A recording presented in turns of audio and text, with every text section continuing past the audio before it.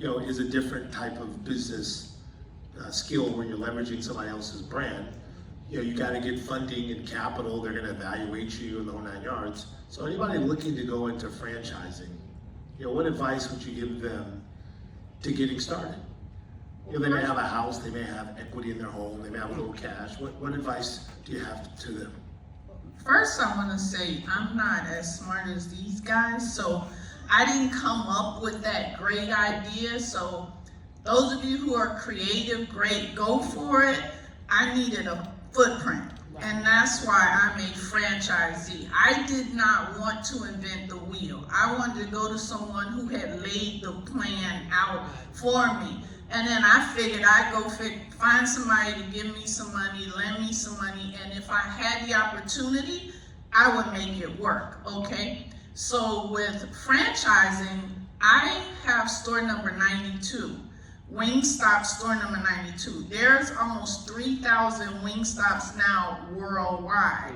And so if you want to do a Wingstop right now, you can forget it. You got to come in with millions and millions and millions, and you got to say, I'll do 50 of them in Arizona and da-da-da. When I came in, they were like, ooh, we need franchisees.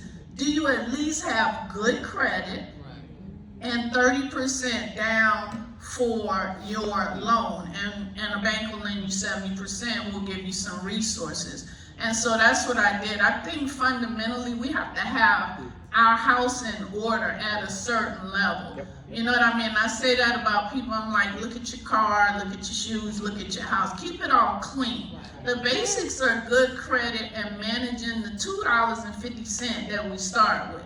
Because that's how we're going to manage the 2.5 million, right? That's right. And so that's my advice. Find a young franchise brand that is hungry and looking for people. Do your research, get some advice from some smart people like these guys and all the people you heard from today, and go for it that way. Great answer, great answer. Great answer. So we're going to take questions, but speaking of hungry, why ain't we got no lemon pepper, right? Exactly. We should be having some lemon pepper wings back there. We should be eating, brother. We should be eating. This thing should have been sponsored by Wingstop. They should have had a big old wing behind us right here. It needs to be on this campus. It needs to be on this campus. It needs to be on this campus. I think a little big. We're going to bring you something. We're going to put one on this campus. We're going to do some things for FMU. Ted Lucas is going to do some things for FMU, right? I'm going to be with you. That's right. So yes, things for FMU. All right. We'll stop with this lady here asking. Wait, the rules of engagement, though. Can I say? Oh, go for it. The rules of engagement. All right. So whenever you're going to pitch somebody your idea, right? You ain't got 5 minutes to tell me. Right? You got a minute or less. And so you got to get to the bottom line. You got to get to the bottom line fast, right? Or you're going to lose me. My line is, I'm squirrel. Squirrel. Right? I say that to you because that's really important when you're going out pitching your idea and trying to get someone else to believe in what your idea is. And that's not to make fun. That's not to, jest. That's to give you real life scenarios because I got ADHD and I got like. You don't love that. I'm the moderator. I'm supposed to be. Oh, sorry. My bad. My bad. Supposed to be following my lead. My bad. Helping. My bad. I know my little business is 90 million. 175. I don't give you the right to take over. Trying to take over me. All right. So good point though. The beautiful lady in the white. Hi everyone, thank you so much for letting me ask this question. So briefly, my name is Davida Elizabeth Arnold. I happen to be the volunteer director of marketing for the National Black MBA Association, South Florida. I am also the founder of For Auntie, which is a dual-sided marketplace that really looks at opportunities for Black female decision makers, 50 and above, who are in career transition. So all of this is very important to me. I've been there, done that, divorced, opened 3 restaurants, lost everything, got a Michelin star, moved here, all kinds of things. So my question is, when you're looking at 2024 and beyond, what types of communities do you see that are going to be supporting women like me, who are 50 years old and above, who have a career transition, and that could be expanding into another market, looking for franchise opportunities or considering going back into corporate? Is there anything that you could point out as one thing for us to look at? Great question. Who wants to take this on?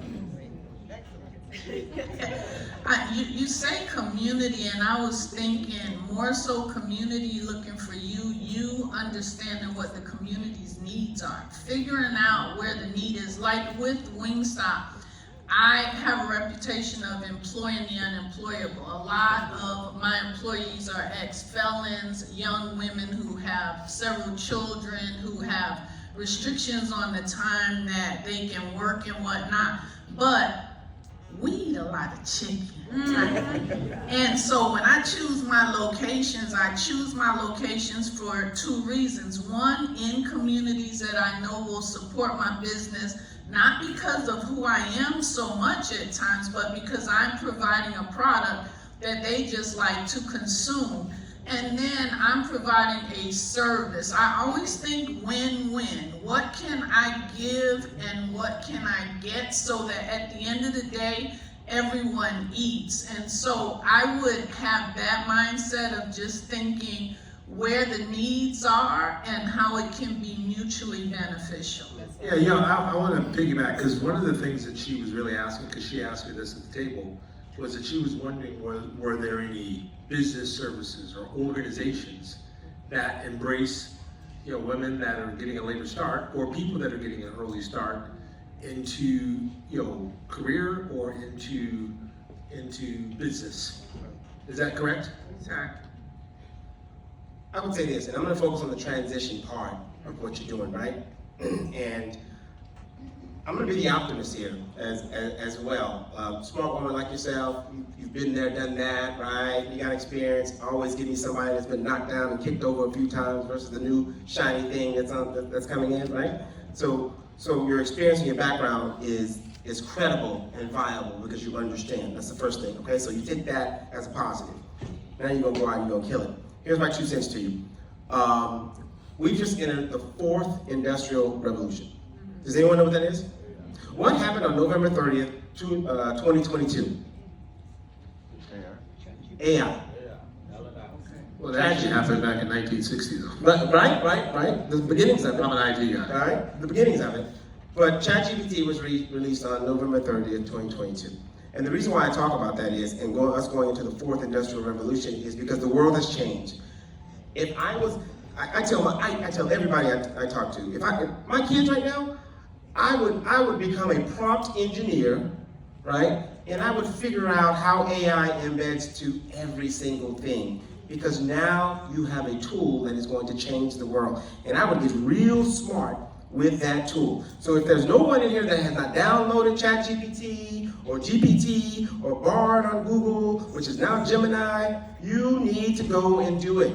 FMU needs to offer a certification for prompt engineering because it is changing the world. And you see every single company out there right now looking for initiatives in AI, okay? And so my 2 cents to you, if you want to change directions like that, that's where you go. That's where you go. Because I'm engaged in it. I am pushing all of my companies to have an AI first initiative. I used AI to formulate my question for you.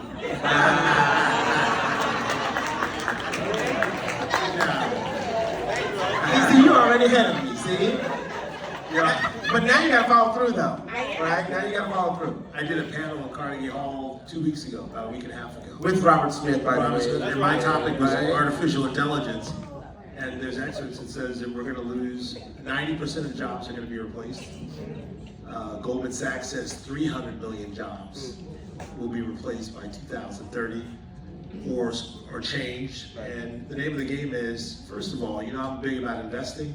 You need to be investing in the major stocks that focus on cryptocurrency. I mean, not cryptocurrency. I'm sorry. Major company in artificial intelligence. I'm talking about NVIDIA. I'm talking about AMD on the chip side.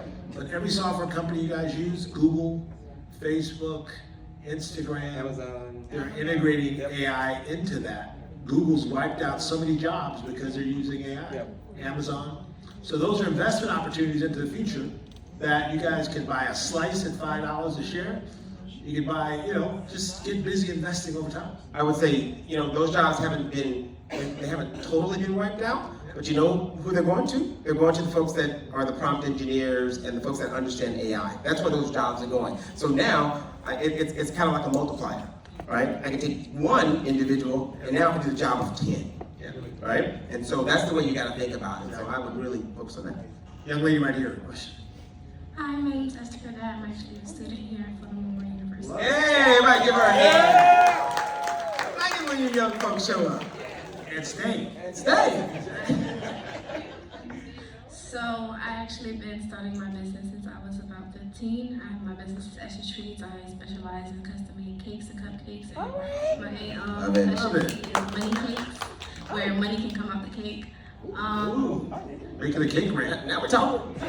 So about 2 years ago, I made this decision to put my savings in buying my LLC. But I did not know what to do with it right after I got it, so I ended up losing it. That was a lot for me. So March 5th, 2022, I decided to take a break. I'm going on 2 years of my break, and I'm just ready to get back on that horse and try to get it after 2 years. Hey, you gotta hang in there. Entrepreneurship is tough. I want to take this because I love the fact that she did a bakery. I mean, Rick Ross does the song "Buy Back the Block." There's just so much in our own community. I was like, what can you get a sweet potato pie on any given Sunday? You know what I'm saying? Or some nice homemade bread. There are opportunities in bakery in our community, and AI can't do it. AI can't bake. Right? So the whole point is some of these basic businesses, and I always say this, is that we often say that we need to support black businesses, and I disagree. Black businesses need to support the black community. If you want black dollars, all you gotta do is understand what we want, what we need, what we're willing to buy. We buy gasoline, alcohol, we buy baked goods, we get our laundry done. We spend that money those are those expenses I was talking about. Every week we do that, right? But yet, Middle Easterns and Asians in the whole 9 yards come into our neighborhood and they take on those businesses, and we ignore those businesses. So I want to encourage you to keep on and look at some of these local businesses. It's great opportunities. Did you have a question? Yes, so the question is, after 2 years of working for other people and helping them establish their vision, I want to get back on my vision. So what should be my first step of getting back to building up my business again? You want to take that one? Because me and Travis were talking. We talk a lot. We do talk a lot. That's your area of expertise. Go ahead, you got it. Well, look, from the bottom up. First of all, your 2 year hiatus, good on you. Sometimes you gotta take a break, right? I'm not mad at you. Good. Okay. Now you're ready to get back on it. Okay. You learned some things. You're a little smarter. Okay. First and foremost, right? Get that LLC back. Right. It's easy. Go to LegalZoom.com. Take your 15 minutes. Something. It's very easy. Right? Go out there and start that back. Right. Take that LLC. Make sure you go get a bank account. Okay. All right. We focus a lot on income as a community. We don't focus enough on taxes. I play the tax guy hard, right? And so what you want to do is you want to build that business, right? You want to go and you want to establish that LLC. You want to take that LLC, you want to go and open your bank account, and then you want to reestablish and open that business. And then when you're selling those cakes, like you're going to do, right? Focus on your local community. Don't be trying to go sell cakes in Washington, D.C. You ain't ready, right? Focus on your local community, focus on your backyard, build that revenue base, right, in your backyard, right? Make sure that money goes into the LLC, right? Goes into the business, and then the business becomes a tax deduction for you as an individual, okay? Right? Because you have the membership interest in the business, okay? So go and do that. That's your first step, okay? That's your first step, all right? I'm gonna be checking. I'll follow up. I want to add another piece of advice for you because one of the things I think you should. Did you write a business plan for your business? Okay, I think I would dust the business plan off, make sure that it's relevant. I'd go start having conversations with people that Travis talked about, like these local banks and communities. Yep. I would also find a mentor that's in your business space. I say this all the time. We need less social media influencers trying to become millionaires, selling stuff to you. We need more black millionaires influencing the community for free. So you need to find a mentor that is in your line of business. They can be in the restaurant industry or something related, right? And learn from them and build up your capital so you can get back into the game, because you're gonna need capital. But don't give up, but really focus on that mentorship and building the relationships with your communities. They will help you out. There's a lot of grants and free money out there for your business plan, but you gotta be sharp and ready to receive it. Ted, you have something? I take that responsibility. I'll meet with it. Look there. You got one. I love that, right? You've done it a million times. You got one. Now your job is to make sure that you find him after this event. Exactly. All right? I'd be looking at him. You should be looking at Ted like this. Watching his every move. We got 3 more because we've held you too long. Yep. And they're gonna blame me again. So the way it is. Okay, I have a question. I've introduced myself to a bunch of people today, but I did start Recreate Housemates as an LLC. I need investors. I believe every time I've had a conversation, they said I needed to be a C Corp. And, okay. So sometimes I believe that is because I am a middle-aged Black woman that doesn't have, a roll of degrees, but I know I have a good idea. And I know that it would serve millions of people, but I need somebody to help, to get behind me. I can't do this all by myself. I also wanted to point out that it's very critical to have an NDA, because I've already had a company sort of apply their model, my model to their model. So an NDA, chat with people, chat with people, but make sure they sign that. So my question is, how do I get past that hurdle of people saying that you need to be formed this way? Well, just first of all, a C Corp, you don't want to be a C Corp. C Corp is subjected to double taxation. Right, Right? So the whole point is you definitely want to be an S Corp or an LLC, which is really popular. So C Corps are usually for those companies that are going to go public. And so double taxation, you get taxed on the money coming out, you get taxed corporate tax. So you don't want to do that. But I want to give anybody advice that wants capital from an investor, and I say this all the time, and you guys can piggyback. You want capital from a millionaire? The name of the game is you got to prove that you're going to make him money. It's just that simple. You have to prove it. It ain't charity. Without a doubt. And it's not based on, I'm trying to keep it real. it's not based on written on a napkin. It's not based on anything. And so I say this all the time because I always say I'm the real deal and I'm going to keep it real. A lot of times you have to use your own capital, get your own business idea up and running, because they want to see that you believe in it enough that you're going to save and invest your own capital.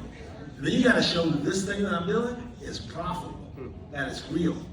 And then if I had a few dollars, I can expand it, I can grow my profit, and I can give you, and you can make a profit back. Because when people give money to a business, it's really about an investment. They're looking for a return on investment. In fact, I'm investing in his fund, and that brother better give me a return. Just take your hand. He ain't just talking about it. I was going to say his battleship. I have a counter question, because as a prop tech company, it takes a while to generate revenue. And so when you already put your money in there and you're trying to have those conversations, white people get money all the time pre-revenue. So the boyfriend who made WeWork collapse got $342 million for flow that has been talked about and nobody knows. So After what the I'm cost, saying, billion and some change, right? Yeah, you also, but see, you have to understand the difference. There's angel investors, which are first stage investors, right? And then there are VCs, venture capitalists, who put more money into it. That's like a different stage. And so the whole point is when you're talking about a VC, which is a fund that comes from institutions, comes from individuals of high net worth, they're taking people's money and they're investing in 10 businesses to find one. So there's scales, there's a different thing. So when you're looking for an angel to get started, you can talk more. Listen, I think where you're at, right, because your scale isn't big enough. So out of your mind, get rid of VCs, right? Because you're not gonna make them enough money. Let's be straight up honest. VCs want you to go public and make hundreds of millions. Exactly. You want to focus on angel investors. You want to focus on folks that are interested in your idea. That's why I told you to build a pitch deck, right? If you want to go out and raise capital, you better convince me that you have a really good idea. And then you better show me how you want to make money, all right? So that's what the pitch deck is for.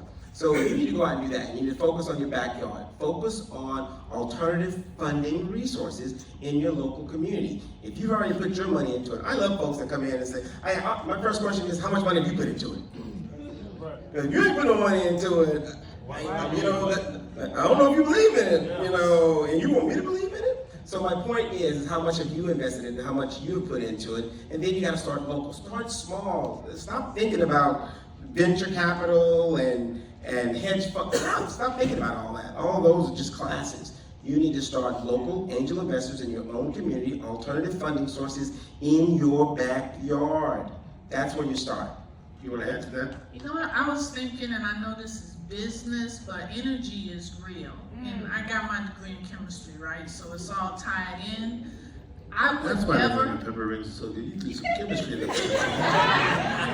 I would never have another conversation or question about what can't happen. My last Wingstop investment, I got turned down 14 times. And it was just, okay, next. But everybody I met with, I asked the questions, now why are you saying no? Because it wasn't because I was black. And it was what I was presenting, and I needed to figure out, what is it you want? What is it that I am not presenting? How much of my own money have I not put in? If I had to go borrow from someone to say, well, yeah, I borrowed it and I put it in. Whatever it was they were looking for, by the time I got to number 14, my game was so tight, 15 was happy to give me money. Yeah. Resilience. Gentlemen, right here, we got one more, and that's a wrap, Ted, I think. Yes. Hey, how you doing? Xavier Roberts. You guys kind of touched on what I was going to ask about alternative funding. I know you have angel investors, you have private lenders and private investors. If you're starting out your business, let's say you have a brand new business, maybe like the young lady back there, how would she go about securing funding? Let's say if she had to be a personal guarantor because she doesn't have any business credit or she doesn't have any business history. Also too, you also spoke about you being a guy that specializes in acquisitions. What do you look for when you're acquiring a business? Can I take the first one? Yeah. You take the second one? There's 3 ways to get capital. I write it in my book. Yep. So there's 3 ways to get capital. You can borrow it, right? Borrow from a bank, but you gotta have assets. You gotta have collateral. Or get credit for it. Still, you need It needs they want assets. collateral. Agreed. Number 2, you can raise it, right? Raise it through venture capital. But the whole point is they want to see a proven track record of a business. They want to see a business model. The other one is you can save and invest it and build it. The other 2, you can't count on. So the way I did my business is I saved and invested. I know you don't like the answer, and it doesn't sound sexy, and it's not cool. But if you go on Shark Tank, you ever notice they said, well, what's the cost for each unit? Well, how much revenue have you made so far? Well, where'd you get the capital to start the business? They're getting expansion capital. These businesses already exist. So I just want to be real. If you're serious about your business, like I was, like all these people here, you're going to have to minimize what you spend, start saving your money, start investing, build up your capital, put it into your business, get it to a certain point, and now you're in a position to convince somebody that that investment with you is going to be a worthwhile investment. All right, and one more question, I'm sorry. So let's say I have an existing business, let's say I'm a sole proprietor, and I have business relationships with other businesses. Do you think it's viable for me to have like a UCC1 statement or UCC1 filing? No. All right. No, you don't do that. I mean, you're not in a UCC1 filing, and by the way, that's for the banks. That's how the banks take assets. I mean, take control over your assets if you default on the loan. So yeah, you don't need any of that. Well, I was saying it from a standpoint of them being a creditor to me and establishing credit as a business. Are you looking for debt or are you looking for equity financing? There's a difference. Well, that could be leverage, but I get what you're saying. Yeah. Okay. So let me just address that. Most of us, when we start out as debt financings, okay, right? We want to go to the bank, we want the bank to give us a loan for X amount. That's called debt, right? It's called debt financing. And debt financing will be given to you if you have collateral, right? Either receivables or receivables, right? Things that the bank is insured that they're going to get payback of their money back with interest, right? It's called debt financing. Now, they don't take a controlling interest of your business. They just loan you money, right, for you to grow your business. That's one. Number two is equity, right? Equity financing is what we talk about when we want angel investors and we want venture and all that kind of good stuff. But equity capital is more expensive than debt capital. It really is, right? Because now I got to give you a piece of my business, right? And I want to give you 15%. Not to mention, it's like getting into a marriage. Now I got to be married to you, and I don't know if I like you like that yet. Don't make me no money, I'm gonna take your business. Right? So you have to be really understanding of what avenue you want to take. Are you willing to give a piece of your business to, right? For the right check size, we are willing to give a piece, right? But you have to figure that out. I would tell you most of the time debt financing is a little bit more easier to come across. It's more readily available, right? Again, start small. Don't be going to Chase thinking that you're going to get a $50,000 loan with nothing to back it up. It's not going to happen. But you can go to, a bank around the corner, Red Oak Bank, right? Build a relationship with Red Oak Bank, and Red Oak Bank give you $25,000, $30,000 for you to go out and do your thing. That's what I mean. And also all these cities. We don't look at the cities, right? Is Michael J. Green still here? Oh, she was still here. But anyway, you can go to the cities and you can get money. Right? Grants and all kind of small business initiatives. But we got to do the homework. We got to do the homework. And I'll leave it at that. Hope I help, brother. Hi, my name is Milka. I'm Haitian American, so I'm a child of immigrants. I say that because I've been reading books, teaching myself about investments, business, etc. Now I'm hearing a lot of people talk about mentorship, find a mentor, and things like that. Now, how do I stand out to a mentor? Because I go to a lot of spaces like this. I introduce myself, put myself out there. I do understand people are really busy and you have to provide a value. Well, I'm young, I'm still learning, but I'm hungry to learn, investing in myself to learn and grow. So how do I stand out to a mentor where a mentor's like, man, I want to mentor her. So I would love to get some information. I'll answer that question. I have a chapter in my book, chapter 10, titled How to Find a Millionaire Mentor. I break down the mentor relationship because it's real serious. Because I say I'm a product of 4 millionaire mentors, 3 which are black and 1 which are white. That poured into me since I was in 11th grade. And so there's a right kind of a mentor relationship that you need in order to make it work. Because if they are successful and they own businesses, they don't have a lot of time. And so you can't be coming to them, and then out of that, you may think like, oh, they didn't call me. Your mentors ain't gonna call you. You gotta demand their time, right?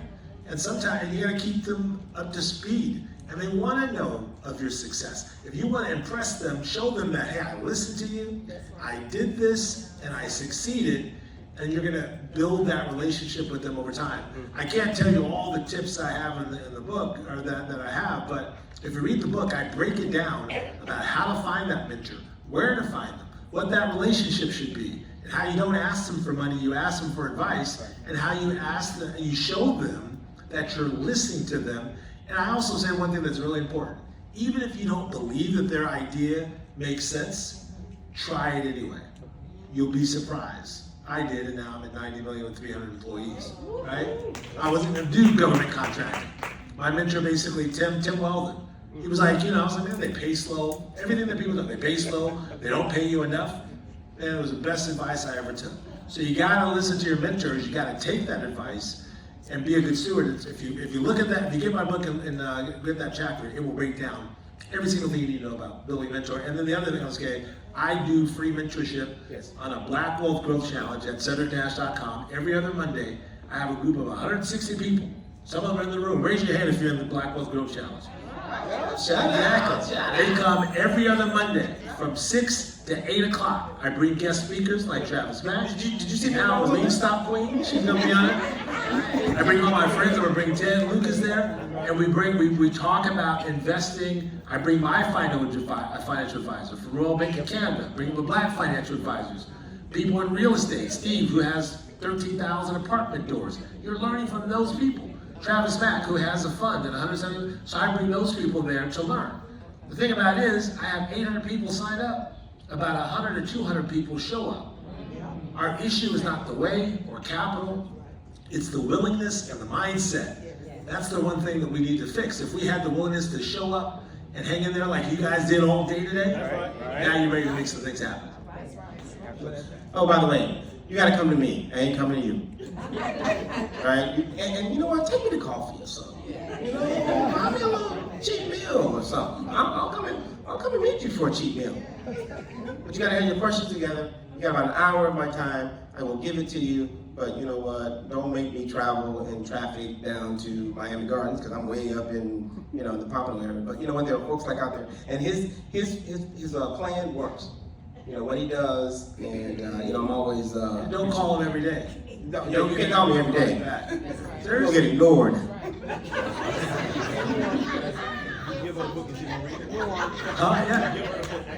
Yeah, if I give you the book, will you read it? I'll send you a book. You just give the address to Ted. We out of books. We sold them all. I bought 2 boxes. Everybody bought them.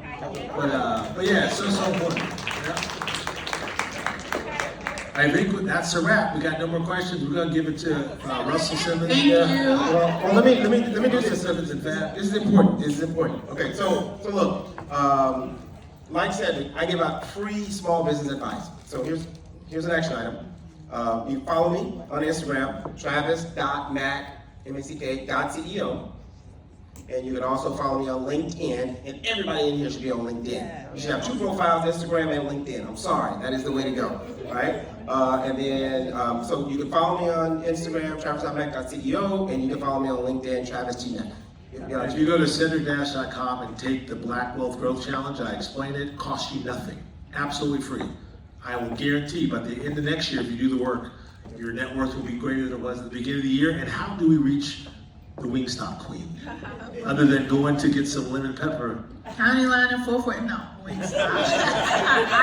IG is the best place because I check my kids, check my assistants, check. And what I was gonna say about mentorship is I don't like to be drained of my energy, and so when someone comes to me, they have to be persistent but not a nag. Like, not like a fly, but like, I'm busy.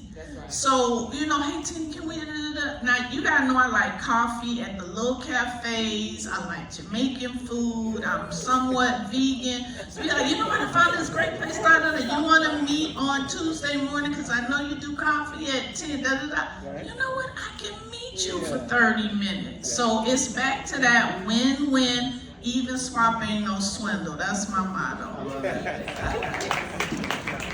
Yo, all right. First of all, thank y'all, appreciate it, right? Thank you, right? Appreciate it. Thank you.